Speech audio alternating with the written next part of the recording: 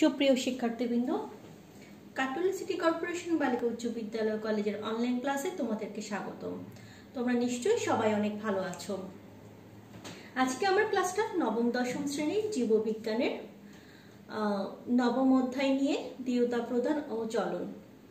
গত ক্লাসে আমি এই অধ্যায় নিয়ে কিছুটা আলোচনা করেছিলাম। আজকে তার দ্বিতীয় অংশ নিয়ে আলোচনা করব। তোমরা নিশ্চয়ই আমার গত ক্লাসটা দেখেছো এবং বাসায় নিশ্চয়ই পড়েছো। গত ক্লাসে আমি অস্থি সন্ধি পর্যন্ত শেষ করেছিলাম বা অস্থি সন্ধি পর্যন্ত পড়িয়েছিলাম। আজকে আমরা অস্থি সন্ধির কিছু টাইপস পড়ব। প্রথমেই অস্থি সন্ধিটা আগে কি আরেকবার একটু মনে করিয়ে দিই যে দুই বা ততোধিক অস্থির সংযোগস্থলকে অস্থি সন্ধি বলা হয়। দুই বা ততোধিক অস্থির সংযোগস্থলকে অস্থি সন্ধি বলা হয়। অর্থাৎ একটা অস্থির সন্ধিতে দুইটা অস্থির মিলনও হতে পারে বা তার চেয়ে বেশি পরিমাণ অস্থিরও মিলন হতে পারে। তো প্রথমে আমরা অস্থি সন্ধির যে প্রকারভেদ আছে সেটাতে পড়বো যে সাইনোভিয়াল অস্থি সন্ধি নিয়ে, যেটা এক ধরনের অস্থি সন্ধি। তো একটা অস্থি সন্ধিতে যখন দুটি মাত্র অস্থি এসে মিলিত হয় তখন একটা সরল সাইনোভিয়াল অস্থি সন্ধি গঠন করে, আর যখন দুইয়ের বেশি অস্থি মিলিত হয় তখন তাকে জটিল সাইনোভিয়াল অস্থি সন্ধি বলা হয়।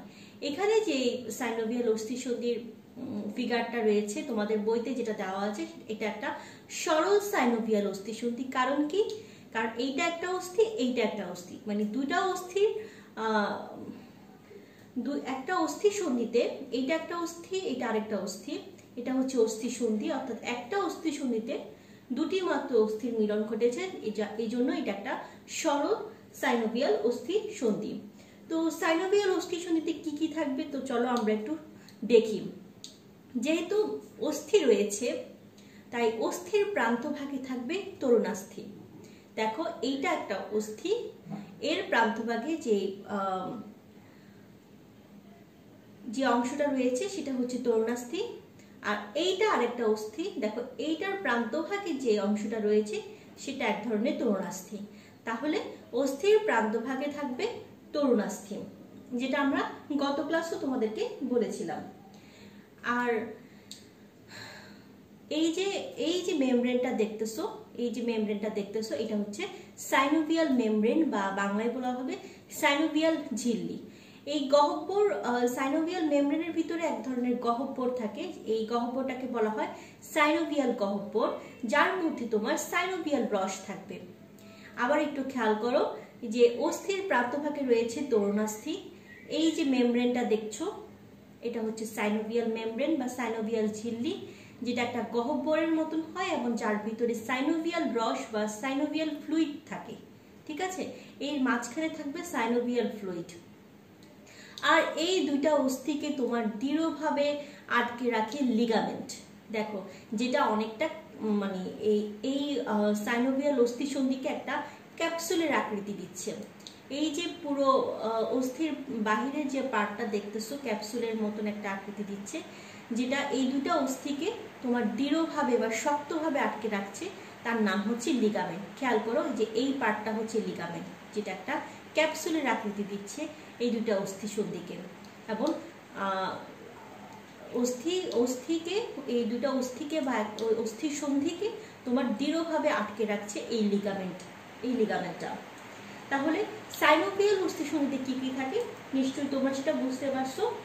এখন সাইনোভিয়াল অস্থি সন্ধির কাজ যদি বলা হয় তাহলে হচ্ছে যে অস্থি সন্ধিতে এই সাইনোভিয়াল রসটা থাকার কারণে অস্থিতে ঘর্ষণ হয় না, বা আমাদের নড়াচড়া বা চলাচলের ফলে যে নড়াচড়া বা চলাচল করার জন্য যে শক্তিটা ব্যয় হয় সেটা খুব কম পরিমাণে ব্যয় হয়।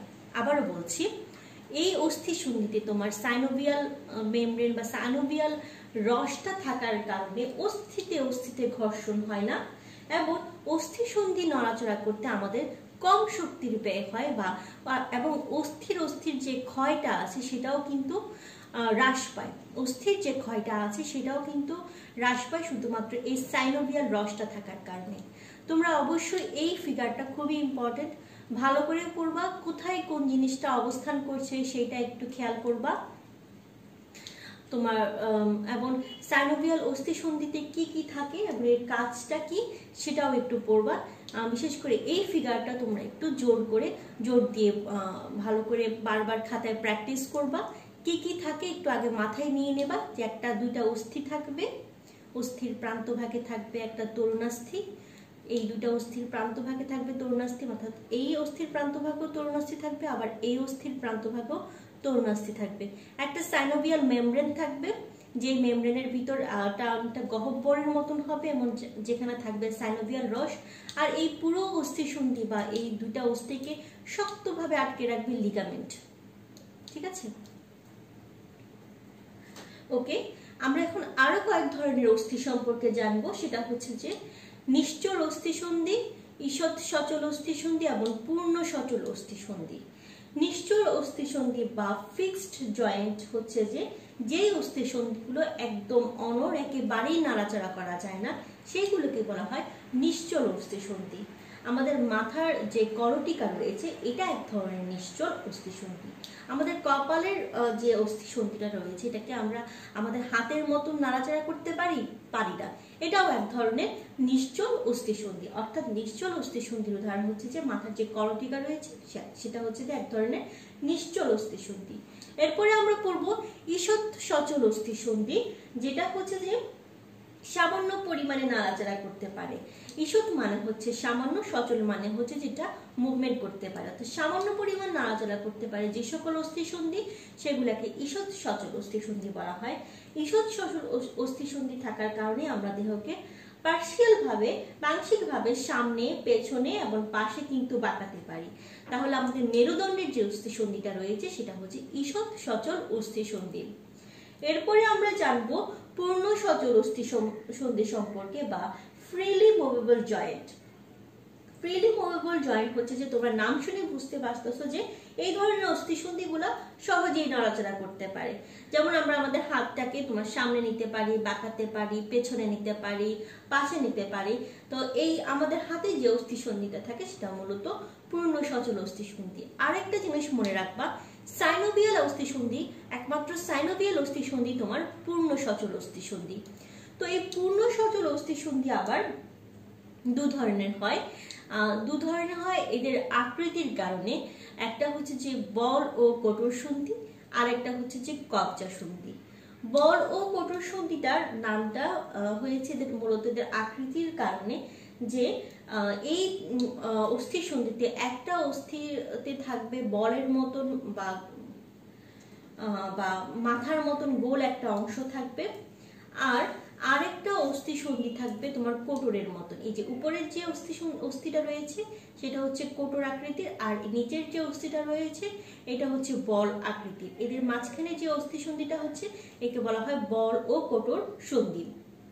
অর্থাৎ তোমার একটা অস্থির বলের মতন অংশ বা মাথার মতন অংশ আরেকটা অস্থির কোটরে এমন ভাবে স্থাপিত থাকবে যেন অস্থিটি বাঁকানো, পাশে চালনা কিংবা সকল দিকে নাড়াচাড়া করা সম্ভব হয়। ঠিক আছে, এটাও কিন্তু এক ধরনের সাইনোভিয়াল অস্থিসন্ধি। আমাদের যে কাঁধের যে অস্থিসন্ধি রয়েছে সেটা কিন্তু এক ধরনের বল ও কোটর সন্ধি, যেটা আমাদের বাহুর সাথে সংযুক্ত থাকে। ঠিক আছে, এরপরে আমরা পড়বো কবজা সন্ধি সম্পর্কে। তোমরা তোমাদের দরজার পাল্লাটা একটু খেয়াল করিও যে দরজার পাল্লাটা একটা কবজার সাথে আটকানো থাকে। তো এই ধরনের অস্থিসন্ধিগুলো ওই দরজার কাঠামো বা দরজার পাল্লার মতন হওয়ার কারণে এই অস্থিসন্ধিটার নাম হচ্ছে যে কবজা সন্ধি। যেমন কবজা যেমন দরজার পাল্লাকে কাঠামোর সাথে আটকে রাখে, ঠিক তেমনি কবজার মতন সন্ধিকে বলা হয় কবজা সন্ধি। আমাদের হাতের কোনোই আর আঙ্গুলিতে যে ধরনের সন্ধি রয়েছে এগুলো এক ধরনের কবজা সন্ধি। তাহলে অস্থিসন্ধির টাইপসগুলো তোমরা খুব ভালো করে পড়বা। সাইনোভিয়াল অস্থিসন্ধি, নিশ্চল অস্থিসন্ধি, ঈষৎ সচল অস্থিসন্ধি, পূর্ণ সচল অস্থিসন্ধি। এটা আবার দুটো ধরনের, এদের আকৃতির কারণে বল ও কোটর সন্ধি এবং কবজা সন্ধি, এবং এগুলার সাথে উদাহরণটা অবশ্যই মাস্ট একটু ভালো করে পড়বা। এরপরে আমরা দেখব মানুষের চলনে পেশি এবং অস্থির ভূমিকা। দেখো, প্রথমে আমি অস্থির ভূমিকা বলবো মানুষের চলনে। অস্থির ভূমিকার কথা আমি গত ক্লাসেও বলেছি, আর এতক্ষণের আলোচনায় তোমরা নিশ্চয়ই বুঝতে পারছো যে অস্থির ভূমিকাটা কি। অস্থি কিন্তু আমাদের কঙ্কালের প্রধান অংশ, আমাদের কঙ্কালটা অস্থি এবং তরুণাস্থি নিয়ে গঠিত। আমাদের দেহের যে শক্ত একটা কাঠামো সেটা কিন্তু অস্থি দিয়েই তৈরি। তো তাহলে অস্থি আছে বলেই কিন্তু আমরা সহজে নাড়াচাড়া করতে পারছি, সহজে চলাচল করতে পারতেছি।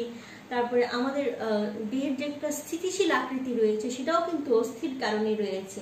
তাহলে অস্থির ভূমিকার কথা তোমরা নিশ্চয়ই যদি আসে তাহলে বলতে পারবা যে আমাদের দেহের যে শক্ত কাঠামোটা সেটা হচ্ছে যে অস্থির দ্বারা তৈরি, এবং আমাদের হাত পা নাড়াচাড়া চলাচলে ভার বহনে অস্থির ভূমিকা কিন্তু অপরিসীম। তো আর হচ্ছে যে পেশি সম্পর্কে তোমরা চ্যাপ্টার 2 দ্বিতীয় চ্যাপ্টারে তোমরা খুব ভালো করে ডিটেইলসে পড়েছো পেশিটা। বিভিন্ন ধরনের পেশি সম্পর্কে পড়েছো, ঐচ্ছিক পেশি, অনৈচ্ছিক পেশি, হৃদপেশি পড়েছো, পেশির গঠন দেখেছো, পেশির আকৃতি সম্পর্কে তোমরা দ্বিতীয় চ্যাপ্টারে পড়েছো। তো এখানে অস্থি এবং পেশির যে সম্পর্কটা সেটা হচ্ছে যে অস্থি তো দেহের কাঠামো কঙ্কাল গঠন করে, আর এই অস্থির উপরে পেশিতন্ত্রের এক ধরনের আবরণ বা আচ্ছাদন থাকে। আবারও বলছি, অস্থি আমাদের দেহের কাঠামো কঙ্কাল তৈরি করে, কঙ্কাল গঠন করে, আর এই অস্থির উপরে পেশিতন্ত্র বা পেশির এক ধরনের আচ্ছাদন থাকে বা আবরণ থাকে। ঠিক আছে, তাহলে অস্থি ও পেশির সম্পর্কটা নিশ্চয়ই তোমরা বুঝতে পারতেছো। তো আমাদের চলনে এই পেশির ভূমিকাটা সম্পর্কে আমরা এখন একটু দেখব যে স্নায়বিক উত্তেজনা বা মস্তিষ্ক থেকে যখন সিগন্যাল আসে তখন পেশির মধ্যে উদ্দীপনা জাগ্রত হওয়ার ফলে পেশি সংকুচিত হয়, আবার উদ্দীপনা সরিয়ে নিলে পেশি পুনরায় শিথিল বা প্রসারিত হয়। এই সংকোচন এবং প্রসারণের মাধ্যমেই কিন্তু অস্থির নড়াচড়া করা সম্ভব হয়। একটা জিনিস মনে রাখবা, অস্থি কিন্তু সংকোচন প্রসারণশীল নয়, অস্থি কিন্তু অস্থির জায়গাতেই থাকে, কিন্তু অস্থির সাথে যে পেশিটা থাকে সেটা সংকোচন প্রসারণশীল, যার কারণে আমরা কোনো অঙ্গকে ভাঁজ করতে পারি, কোনো অঙ্গকে উপরের দিকে উঠাতে পারি, কোনো অঙ্গকে নিচের দিকে নামাতে পারি, বা ডানে বাঁয়ে চারপাশে ঘোরাতে পারি, কিন্তু এই পেশি থাকার কারণে। অস্থি কিন্তু অস্থির জায়গাতেই থাকে, কিন্তু পেশিটা মস্তিষ্কের সিগন্যাল পেলে সংকোচন এবং প্রসারণশীলের মাধ্যমে আমাদের এই নাড়াচাড়া চলাচলে বা বাঁকাতে, উপরে উঠাতে, হাঁটতে সহায়তা করে অস্থির সাথে সংযুক্ত থেকে। ঠিক আছে, একটা উদাহরণ দিয়ে আমি এখন এই পেশির কার্যক্রমটা ব্যাখ্যা করব। সেটা হচ্ছে যে তোমরা যদি পানি খেতে যাও তাহলে প্রথমে কি করো, হাতটাকে গ্লাসের দিকে নিয়ে পানিটা ঢালো, তারপরে হচ্ছে গ্লাসটা তোমাদের দিকে নিয়ে আসো, মানে হাতটাকে ভাঁজ করে তোমাদের দিকে নিয়ে আসো, তখন পানিটা খাও। আবার গ্লাসটা, হাতটাকে সোজা করে তোমরা গ্লাসটা রেখে দাও। পানি খাওয়া শেষ হলে হাতটা যখন সোজা করো তখন তোমরা গ্লাসটা রেখে দাও। তো এখন এখানে কি ঘটে সেটা একটু বলি। আমরা যখন কোনো বাঁকা করতে চাই বা কোনোকে ভাঁজ করতে চাই তখন মস্তিষ্ক থেকে একটা সিগন্যাল আসে, তখন ওই সিগন্যালের তাড়নায় বা স্নায়ুর তাড়নায় আমাদের হাতে কি কি পেশি, আমাদের হাতে কি কি অস্থি থাকে সেটা কিন্তু আমি প্রথম ক্লাসে বলেছিলাম, রেডিয়াস, আলনা, হিউমেরাস। ঠিক আছে, আর পেশি হচ্ছে বাইসেপস পেশি এবং ট্রাইসেপস পেশি থাকে। তো আমরা যখন কোনোকে বাঁকা করতে চাই বা ভাঁজ করতে চাই তখন আমাদের এই মস্তিষ্কের সিগন্যালে বা স্নায়ুর তাড়নায় বাইসেপস পেশি সংকুচিত হয় এবং তখন ট্রাইসেপস পেশি শিথিল হয়ে প্রসারিত হয়, ফলে রেডিয়াস ও আলনা হিউমারাসের কাছে নিয়ে আসে। এইটা কখন ঘটে, যখন তুমি গ্লাসটাকে তোমার নিজের দিকে টেনে নিয়ে পানিটা খাও। আবার যখন আমরা কোনো এটা সোজা করতে চাই তখন ঠিক তার বিপরীত কার্যক্রমটি ঘটে, অর্থাৎ আমাদের তখন মস্তিষ্কের সিগন্যালে বা স্নায়ুর কারণে ট্রাইসেপস পেশির সংকোচন ঘটে এবং বাইসেপস পেশি শিথিল হয়ে প্রসারিত হয়, এবং সেই সময় তোমার রেডিয়াস, আলনা এবং হিউমারাস তোমার এক সরল রেখায় চলে আসে, বা রেডিয়াস আলনাকে টেনে সোজা করে হিউমারাসের সাথে প্রায় এক সরল রেখায় নিয়ে আসে, যার ফলে আমরা হাতটা তখন সোজা করতে পারি। তো এই বাইসেপস, ট্রাইসেপস পেশি বা পেশির সংকোচন প্রসারণের মাধ্যমে কিন্তু আমরা আমাদের দেহের বিভিন্ন অঙ্গের সঞ্চালন ঘটে। এই উদাহরণটা তোমরা মাস্ট একটু ভালো করে পড়বা, এইভাবে পড়ার চেষ্টা করবা, তাহলে তোমাদের জন্য মনে রাখা সহজ হবে। যখন তোমরা কোনো বাঁকা করতে যাও তখন আমাদের হাতে দুইটা পেশি থাকে, বাইসেপস এবং ট্রাইসেপস পেশি। তখন মস্তিষ্কের সিগন্যালে বাইসেপস পেশির সংকোচন ঘটে, ট্রাইসেপস পেশির প্রসারণ ঘটে এবং রেডিয়াস ও আনলা হিউমারাসের কাছে চলে আসে। আবার যখন কনুই সোজা করতে যাও তখন তার উল্টাটা ঘটবে, বাইসেপস পেশির প্রসারণ ঘটবে, ট্রাইসেপস পেশির সংকোচন ঘটবে এবং রেডিয়াস এবং আনলা এবং হিউমারাস প্রায় এক সরলরেখায় চলে আসবে। এখানেই এটাই হচ্ছে যে তোমার মানুষের চলনে পেশির ভূমিকা বা পেশির কার্যক্রম। আশা করি পরীক্ষাতে আসলে এটা তোমরা পারবা। এখন নেক্সট ক্লাসে আমি লিগামেন্ট এবং টেন্ডন সম্পর্কে আলোচনা করব। আজকে তোমাদেরকে লিগামেন্ট এন্ড টেন্ডন সম্পর্কে জাস্ট ছোট্ট একটা ধারণা দিব যে অস্থির সাথে বা পেশির সাথে লিগামেন্ট বা টেন্ডনের কি সম্পর্ক, সেটা আমি তোমাদেরকে জাস্ট ছোট্ট একটা সূত্রের মাধ্যমে বলবো। তোমরা এটা মাস্ট একটু মনে রাখার চেষ্টা করবা। এখানে বিটা হচ্ছে বোন, এম দ্বারা মাসেল বোঝাচ্ছে, মাসেল মানে হচ্ছে পেশি, অস্থির সাথে পেশির সম্পর্কটা কিন্তু আমি আগেই বলেছি। লিগামেন্ট হচ্ছে এল দ্বারা প্রকাশ করা হয়েছে আর টেন্ডনটা টি দ্বারা প্রকাশ করেছি। তাহলে অস্থির সাথে অস্থির যে সম্পর্ক বা অস্থির সাথে অস্থির যে কানেক্টিভিটি, সেটা হচ্ছে যে লিগামেন্ট। অস্থি এবং অস্থিকে দৃঢ়ভাবে আটকে রাখে কিন্তু লিগামেন্ট। আমি কিন্তু এই সাইনোভিয়াল অস্থিসন্ধি পড়ানোর সময় বলেছিলাম অস্থিকে দৃঢ়ভাবে আটকে রাখে লিগামেন্ট, আর অস্থির সাথে পেশির যে সম্পর্ক সেইটাকে দৃঢ়ভাবে বা শক্তভাবে আটকে রাখে হচ্ছে টেন্ডন। অর্থাৎ অস্থির সাথে পেশি যে আটকে থাকে সেটা টেন্ডনের কারণে। অস্থির সাথে পেশি আটকে থাকে টেন্ডনের কারণে, এবং অস্থির সাথে অস্থি তোমার লিগামেন্টের কারণে দৃঢ়ভাবে আটকে থাকে। এই সূত্রটা একটু মাথায় রাখার চেষ্টা করবা, তাহলে লিগামেন্ট এবং টেন্ডন এই চ্যাপ্টারের জন্য বোঝাটা তোমাদের জন্য অনেক ইজি হবে। যে অস্থির সাথে অস্থির সম্পর্ক দৃঢ়ভাবে আটকে রাখে হচ্ছে যে তোমার লিগামেন্ট। এই যে সাইনোভিয়াল অস্থিসন্ধিটা দেখো, খেয়াল করো যে এই দুটো অস্থিকে তোমার খুব শক্তভাবে ধরে রাখছে লিগামেন্ট, আর অস্থির সাথে অস্থির উপরে কিন্তু পেশির একটা আচ্ছাদন থাকে, আবরণ থাকে। তো অস্থি আর পেশিকে তোমার শক্তভাবে আটকে রাখে হচ্ছে যে টেন্ডন। ঠিক আছে, আশা করি আজকের ক্লাসটা তোমাদের কাছে ভালো লেগেছে, তোমরা বুঝতে পারছো। এই ক্লাসটা একটু ভালো করে দেখবা, বইটা একটু ভালো করে পড়বা, এবং যে সাইনোভিয়াল অস্থিসন্ধি রয়েছে এবং পেশির যে কার্যক্রমটা রয়েছে সেটা একটু ভালো করে পড়বা তোমরা। তো তোমরা সবাই ভালো থাকো, নেক্সট ক্লাসে ইনশাল্লাহ আবার দেখা হবে।